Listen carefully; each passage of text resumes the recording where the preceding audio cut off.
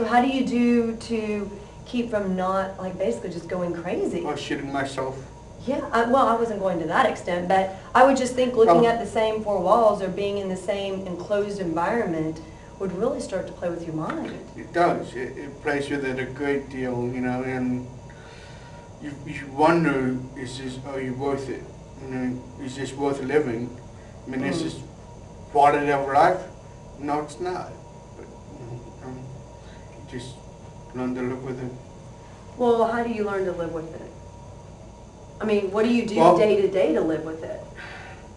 You make a decision, you know, do I want to hurt myself?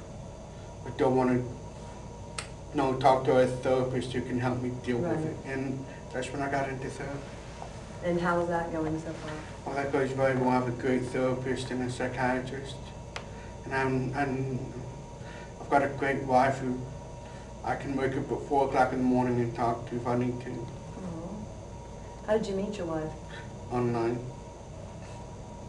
And assuming she was aware of all these issues that you have before you got married? Yeah, she was, but what was funny was we talked online in chat. And she would ask me questions. And I would say, oh, I'll tell you when I see you.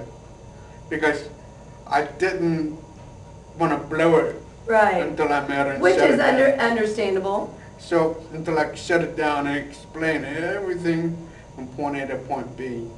Because if you tell somebody on the phone or in chat, oh, this guy's nuts, I don't want this baggage, But no, sure.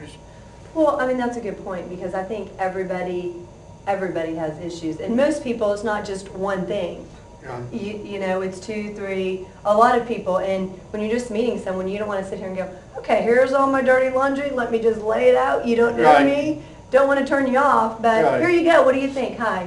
Here's you know, nice to meet you. This pills I take, you know. Yeah, exactly. Yeah. So how does she help you with the medication? I have these daily boxes that she'll fill up for me with the morning pills and the nighttime pills. Wow. Because I take so many that I have to, you know, she has to do it for me because I get boggled. I mean, it's overwhelming. Right. And so how many pills do you take a day? Probably 5 in the morning and 6 at night. But the key thing is I don't want to mix them with daytime, because if I take my nighttime during the day, I'll sleep or become lethargic. Right. And then due to my anxiety, it takes a lot to put me to sleep. So I have to watch that. So you have anxiety attacks. Explain to those that may not know what that constitutes. Anxiety attacks are overwhelming emotions of concern or fear of doing something.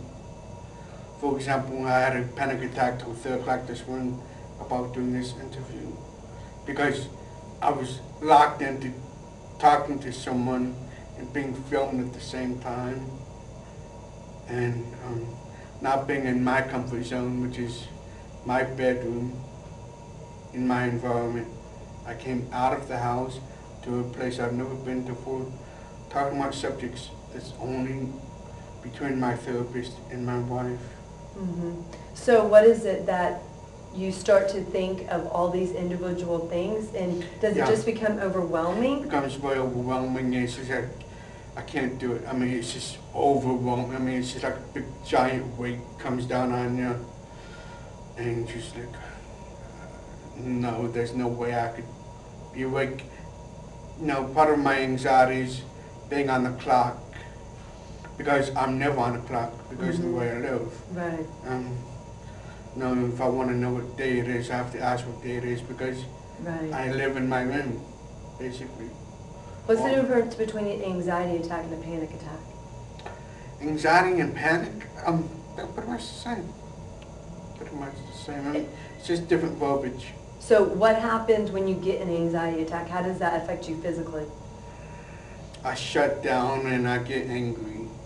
And I just take my medication and just leave people and just go back into what I know is my better, go back to a comfort zone. So what would happen if you didn't take your medication and you had an anxiety attack? I'd probably be a real difficult person, very angry, Would you start yelling? Would you punch a wall? No, I don't punch walls. I just become very scary, very. As I've talked to my therapist, I call it homicidal. So whenever you first feel the anxiety, is it just one thought, and then that one thought starts another one, starts another one, starts another one? It's just like a rope. It keeps new thread coming in, a new thread coming in, and it develops and develops and develops and there it goes, and it's over. Is there ever anything in your mind where maybe you somehow say, okay, it's not that big of a deal, nothing's going to, like, can you talk yourself out of it? There's no way. I'm not that capable of talking myself out of it. People say, oh yes, you can, you just gotta believe in yourself. But are those people having anxiety attacks, the people telling you that? I think they say they've overcome them, but no, I think, people have different degrees of anxiety and what you can do, and I'm not capable. I have to be medicated. Wow. And when did the anxiety attack start? Well, I've had minute anxiety for several years, but they just increased with age, and especially after the accident and the weight gain and being reclusive for so long, magnified the attacks. Do you want to change any of these parts of your life? Oh yes, I want to change, but I have to reside to the fact that that possibility can only be of minimum size and not completely. Okay, and why is that? It's because I spent so much time with myself, I've learned to understand my capabilities, and that's why I know what I'm capable of and what I'm not, and I'm not going to do something that I know I can't do and try to fool myself as some people do. But is that putting limitations on yourself? Safety limitations. Okay. Safe limitations. Just for the safety of yourself? Yes. Or the safety of yourself and others? The safety of myself and others, and sanity. Right. So what does it take for you to actually go outside of your house? To get outside of, excluding the show, but getting outside of your comfort zone? When was the last time you did, and why did you? Well, when I get out of my comfort zone, my wife will take me in the van, we'll get a Coke and we'll go out on the block and we'll watch ducks. But as far as getting out and going to like the family reunion, I can't do it. Now if it's just me and her, I'm fine because she's like my rock. Right. And I know I'm with her, I'm safe. Because she knows, she can read me.